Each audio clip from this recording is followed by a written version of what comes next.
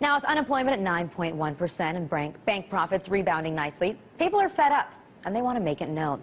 Several of our viewers have been drawing our attention to a protest that's set to start taking place this weekend to shed a light on the tight-knit bond between Washington, D.C. and Wall Street. And, of course, they're growing inequality here in the United States. The protest is called Occupy Wall Street, and it's called on 20,000 people to come to the financial district and set up tents, chairs, kitchens, anything else that they need to create a barricade. They plan on occupying the area for a few months, all for the sake of grabbing D.C.'s attention and putting Wall Street firms in the spotlight.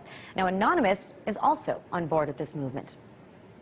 This is a nonviolent protest. We do not encourage violence in any way. The abuse and corruption of corporations, banks, and governments ends here. Now, the hacktivists have also created posters to help protesters determine where they can protest peacefully without any confrontation from the cops.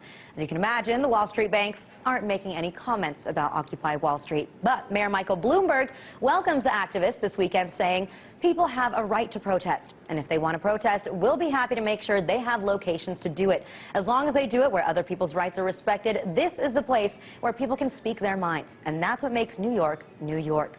Now, this protest evolved out of a movement called We Are the 99%. It's set to focus on those who are suffering, whether it be those who are unemployed, people who are working 3 jobs just to survive. Now, one of the goals here is to highlight the 1% of our country that happens to be doing incredibly well, which certainly includes the executives at the big banks. Now, the planned protest is gaining a lot of attention on the web, and the hashtag Occupy Wall Street is trending. There are even pictures popping up on social media sites showing how people have started gathering in New York City.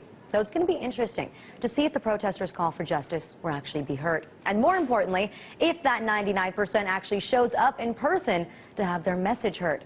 I think this could be a good test of whether that activism that you see online really can result in action in real life. Now, we're going to make sure to update you on the turnout next week.